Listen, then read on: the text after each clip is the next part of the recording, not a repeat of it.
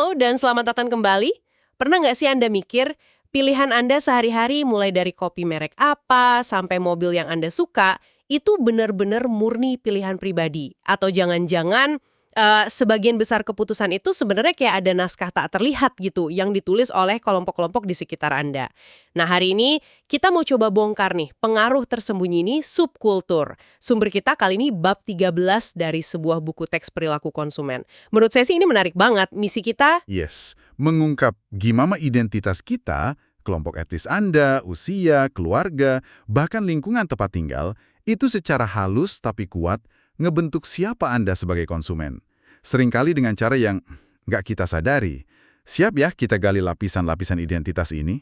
Tentu aja, ini topik yang relevan banget. Soalnya kan kita seringnya mikir, ya kita ini individu unik.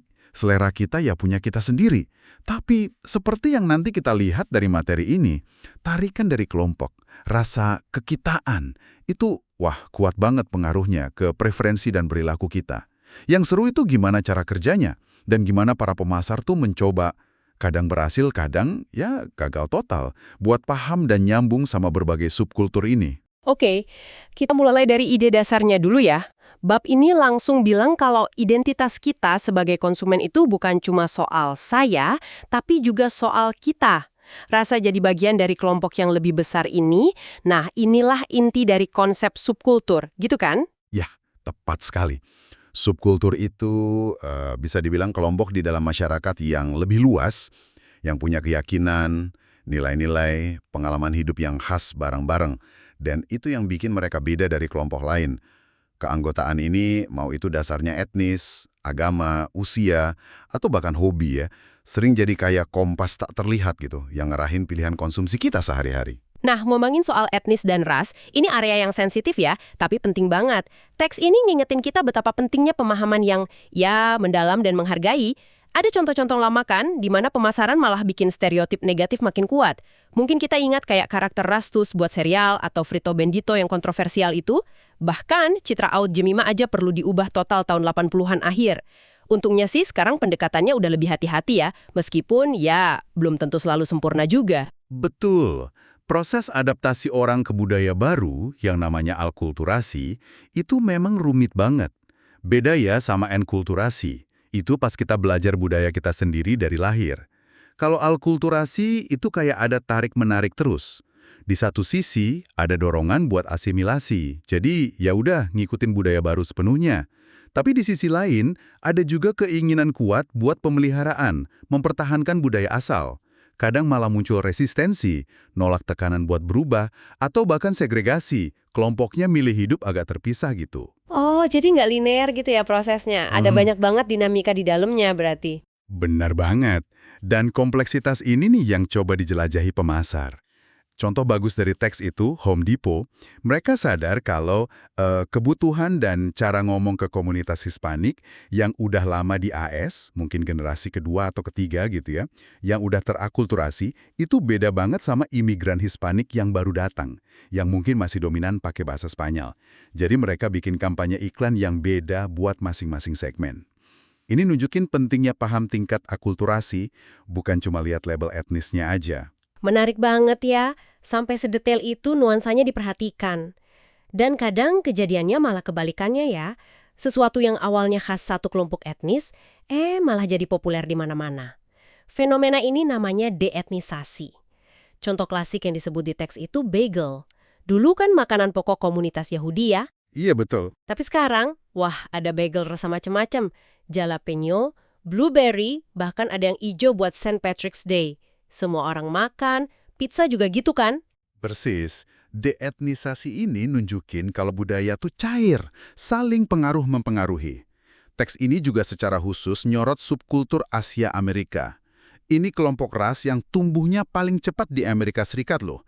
Daya belinya juga gede banget, disebut sampai 718 miliar dolar. Nilai keluarga buat mereka tuh tinggi banget. Tapi justru karena macam-macam banget, asal negaranya beda, budayanya beda, nah ini, pemasar sering banget bikin kesalahan fatal. Kesalahan kayak gimana tuh biasanya?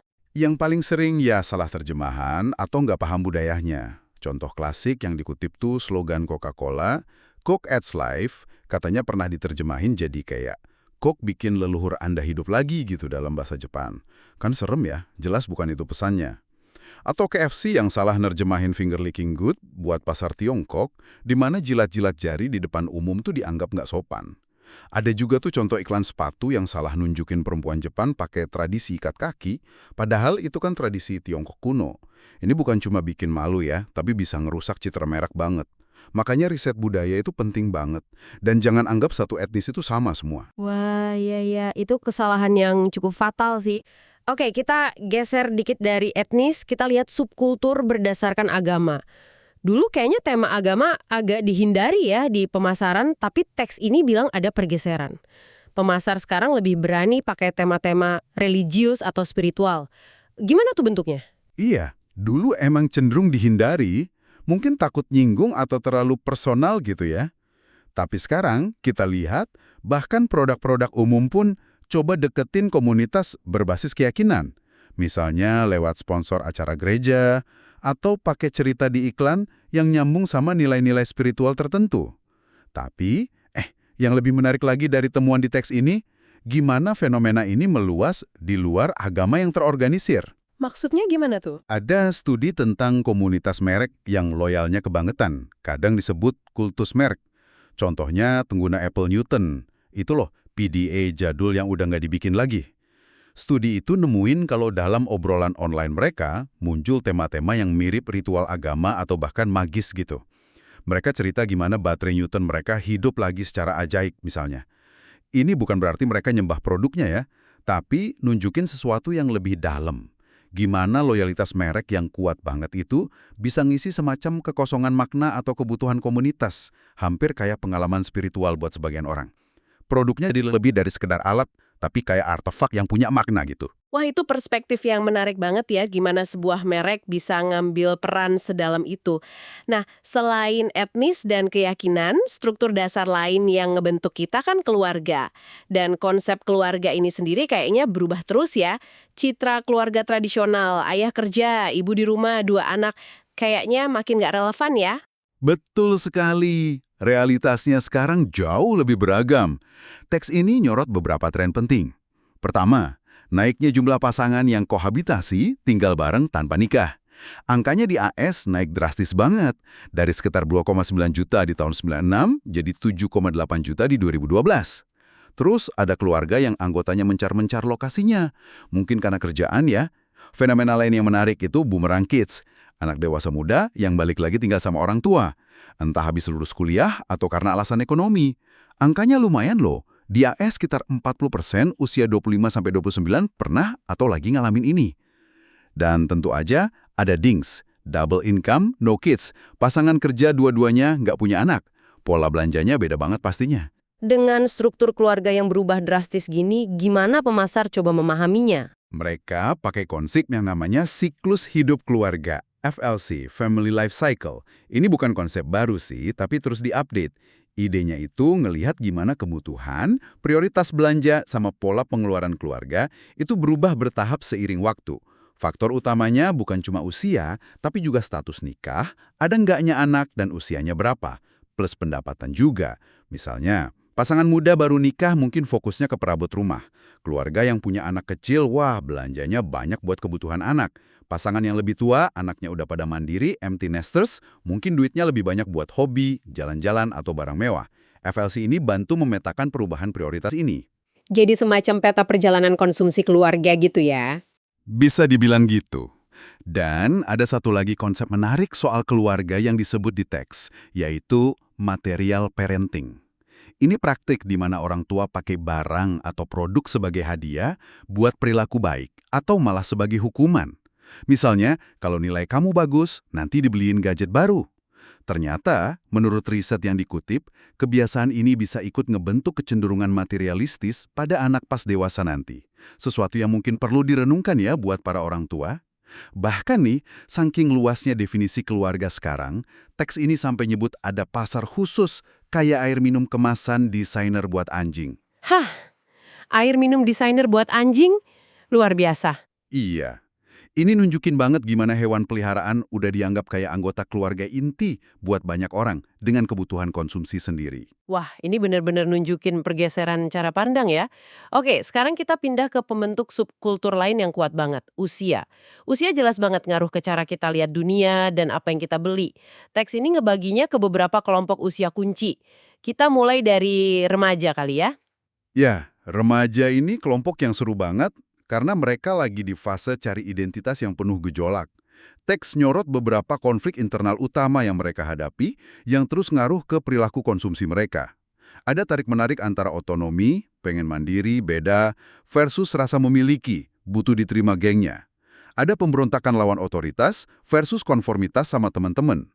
Ada idealisme tentang dunia versus pragmatisme ngadapin kenyataan. Dan ada narsisme, fokus ke diri sendiri versus keintiman, pengen bangun hubungan lebih dalam. Konflik-konflik ini pasti kelihatan banget ya di pilihan merek sama produk mereka. Banget, tekanan dari teman sebaya, peer pressure itu kuat banget. Teks kasih contoh simpel, tapi nyata. Anak yang diejek gara-gara pakai sepatu Keds Kuti yang dianggap biasa aja atau nggak keren sama temennya. Pengalaman kayak gitu bisa ngebekas banget dan ngebentuk norma konsumsi mereka ke depan. Jadi, pengennya milih merek atau gaya yang diterima sama kelompoknya. Nah, setelah remaja ada kelompok usia yang disebut tweens. Siapa nih mereka? Tweens ini anak-anak di usia transisi, biasanya antara 8 sampai 14 tahun. Udah bukan anak kecil, tapi belum remaja sepenuhnya juga. Ini pasar yang gede banget loh, Teks. Nyebut angka pengeluaran 43 miliar dolar per tahun di AS aja. Yang khas dari mereka itu ketertarikan sama produk-produk yang bisa bikin mereka kelihatan atau ngerasa lebih tua dan lebih keren. Batasan usia buat produk tertentu jadi makin kabur. Contohnya, usia rata-rata cewek mulai pakai produk kecantikan itu turun dari 17 jadi 13 tahun. Wah, lumayan muda ya. Ada kontroversi nggak sih soal pemasaran buat kelompok usia ini? Tentu aja. Teks nyebut kontroversi Abercrombie & Fitch beberapa waktu lalu. Pas mereka jual pakaian dalam model thong sama bikini top, pakai bantalan yang jelas buat cewek pra-remaja. Ini bikin rame perdebatan, apakah pemasar itu maksa anak-anak cepet dewasa atau cuma ngerespon keinginan pasar aja. Ini nunjukin betapa rumitnya nargeting kelompok usia ini secara etis. Iya ya, batasannya tipis banget emang. Gimana sama generasi berikutnya? Generasi Y atau millennials? Mereka kan sering banget jadi omongan. Ya, millennials ini generasi pertama yang gedenya udah ada komputer di rumah sama TV kabel ratusan channel. Mereka dikenal multitasker banget, hidup di apa yang disebut thumb culture, komunikasinya didominasi chat sama instant messaging. Segmen mahasiswa dari generasi ini aja, lebih dari 21 juta di AS pas teks ditulis, punya daya beli gabungan yang luar biasa, sekitar 163 miliar dolar per tahun. Mereka suka banget teknologi sama gadget, rata-rata punya 6-7 perangkat elektronik. Karena mereka akrab banget sama dunia digital, gampang dong dijangkau lewat iklan online. Nah ini nih yang menarik. Meskipun mereka aktif banget di medsos, riset di teks nunjukin kalau mereka cenderung lebih responsif sama merek yang deketin mereka lewat cara lain, kayak ngasih sampel produk gratis atau jadi sponsor acara kampus. Kayaknya mereka agak kebal atau skeptis gitu sama iklan medsos biasa. Merek-merek yang disebut favorit mereka itu antara lain Sony, Patagonia, sama Apple, merek yang sering diasosiasiin sama kualitas, pengalaman, atau nilai tertentu. Sementara millennials banyak dibahas, gimana nasib generasi X yang di tengah-tengah antara milenial sama baby boomers? Generasi X sering disebut generasi yang terlupakan atau generasi tengah. Tapi itu keliru banget. Mereka itu kekuatan ekonomi yang signifikan banget. Teks ini ngingetin kita, mereka lah generasi di balik banyak raksasa teknologi yang kita kenal sekarang, kayak Google, YouTube, Amazon. Sekarang ini, banyak dari mereka lagi di puncak karir dengan daya beli yang tinggi. Ngabain mereka itu kesalahan besar buat pemasar. Dan tentu saja nggak bisa kita lewatin baby boomers, generasi pasca Perang Dunia Kedua. Pengaruh mereka kan gede banget. Gede banget. Mereka tuh kekuatan demografis dan kultural yang ngebentuk banyak tren selama beberapa dekade. Mulai dari era generasi Woodstock sampai fenomena yuppies di tahun 80-an. Seiring mereka makin tua, mereka tetap jadi kelompok konsumen yang penting banget dan berpengaruh. Dengan kebutuhan dan preferensi yang juga terus berubah. Ini ngebawa kita ke kelompok usia terakhir nih, pasar lansia atau mature market. Dulu kayaknya banyak stereotip negatif ya soal kelompok ini. Bener. Dulu mungkin ada citra lansia yang miskin, sakit-sakitan, terisolasi gitu ya. Tapi kenyataannya sekarang beda banget. Banyak lansia itu konsumen yang aktif, relatif sehat, punya daya beli yang lumayan, seringnya karena udah lunas cicilan rumah atau biaya anak, dan loyalitas mereknya tinggi. Teks ini ngasih contoh menarik dari Coca-Cola di Inggris. Ada kampanye First Tastes. Mereka kasih kesempatan orang usia 70 plus buat nyoba hal baru, termasuk bikin tato, bisa temporer atau permanen. Hah, tato buat usia 70 plus itu lumayan berani ya. Tujuannya apa tuh? Tujuannya ia buat dobrak stereotip kalau usia tua itu berarti berhenti nyoba hal baru atau hilang jiwa petualangnya. Ini nyambung banget sama konsep kunci buat mahamin pasar ini. Usia yang dirasakan, perceived age. Ini bukan soal umur di KTP, usia kronologis, tapi soal gimana Anda merasa dan gimana Anda ngelihat diri sendiri. Banyak lansia ngerasa jauh lebih muda dari umur sebenarnya, dan perilaku konsumsi mereka lebih nunjukin usia yang dirasain ini. Pemasar yang pinter bakal nargeting jiwa muda mereka, bukan angka umur mereka. Jadi umur cuma angka itu beneran berlaku ya dalam perilaku konsumen? Oke, terakhir nih. Selain etnis, agama, keluarga, dan usia, subkultur juga bisa dibentuk sama tempat kita tinggal. Konsepnya namanya geodemografi. Kedengarannya teknis ya? Idenya sebenarnya gampang banget dipahami. Burung dengan bulu yang sama cenderung terbang bersama. Maksudnya, orang-orang dengan gaya hidup, tingkat pendapatan, selera, nilai-nilai, dan kebutuhan konsumsi yang mirip seringnya cenderung tinggal di lingkungan atau wilayah geografis yang sama. Mungkin karena harga rumah, akses ke fasilitas tertentu, atau ya, sekedar kesamaan latar belakang aja. Terus gimana ini dimanfaatin? Geodemografi ini bikin pemasar bisa nargeting jauh lebih pas berdasarkan lokasi. Daripada kirim brosur atau iklan ngasal, mereka bisa identifikasi kode pos atau lingkungan tertentu yang isinya profil konsumen yang mereka incar. Teks ngasih contoh pengiriman katalog produk mewah mungkin lebih efektif kalau dikirim ke kode pos spesifik kayak 20770 Greenbelt, Maryland atau 90277 Redondo Beach, California. Karena data nunjukin di sana banyak tinggal misalnya para lajang kulit putih berpendidikan tinggi dengan profil belanja tertentu. Ini cara buat optimalin budget pemasaran. Tapi bukannya ini juga ada risiko memperkuat gelembung sosial atau bahkan eksklusi? Kalau pemasar cuma nargeting area yang oke aja, area lain bisa jadi nggak dapat perhatian dong? Nah, itu kritik yang valid banget dan penting buat dipikirin. Efisiensi pemasaran bisa aja ada harga sosialnya kalau nggak dilakuin secara tanggung jawab. Geodemografi itu alat yang ampuh, tapi ya kayak alat lain, bisa dipakai buat tujuan baik atau malah memperburuk kesenjangan. Ini sisi lain dari penargetan subkultur yang perlu kita waspadai juga. Wah, kayak banget ya pembahasan kita dari bab 13 ini. Jelas banget kalau identitas kita, mau itu dari kelompok etnis, lingkaran usia kita, struktur keluarga kita yang unik, atau bahkan kode pos tempat kita tinggal, itu punya pengaruh yang jauh lebih besar ke diri kita sebagai konsumen daripada yang mungkin kita sadari. Semua ini ngebentuk nilai-nilai kita, apa yang kita anggap penting, merek mana yang kita percaya, dan akhirnya, ya kemana duit kita pergi. Betul. Ini sekaligus nunjukin betapa kompleksnya memahami perilaku manusia. Kita ini individu, tapi kita juga produk dari kelompok-kelompok kita. Dan sebagai pemikiran penutup nih buat Anda renungkan.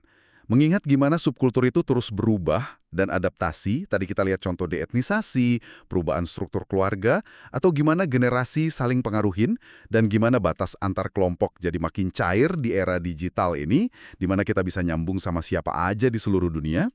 Gimana menurut Anda, identitas kelompok ini bakal terus berevolusi? Pengaruhnya bakal makin kuat atau malah melemah di masa depan? Dan gimana ini bakal ngubah cara kita milih dan mengonsumsi di dunia yang makin terpecah sekaligus terhubung ini? Pertanyaan yang menarik banget buat dipikirin lebih lanjut ya. Terima kasih udah gabung dalam penelusuran mendalam kita kali ini. Sampai jumpa di eksplorasi berikutnya.